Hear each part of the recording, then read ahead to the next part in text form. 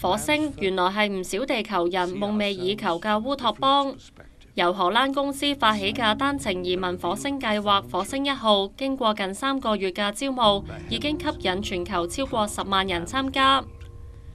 參加者資格只需18歲以上，但佢哋個個勇字當頭，因為呢條係單程路，永遠唔會返地球，喺火星自生自滅。公司會喺今年底前挑選其中40位幸運兒，到2022年9月就會將首批2男2女勇士送上火星，最快7個月後到達火星。勇士們升空前先要接受8年嘅訓練，學習求生技能，例如喺密閉空間種菜、修理房屋，以及處理肌肉撕裂、骨折等問題，容易適應喺火星嘅生活。而太空船會盡量搭載日用品，最關鍵嘅水就會透過火星嘅土壤蒸餾而成。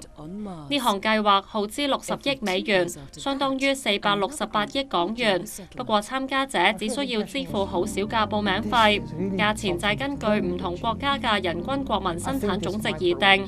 例如中國人就交11蚊美金，美國人就係38蚊美金，其餘由贊助商同傳媒資助。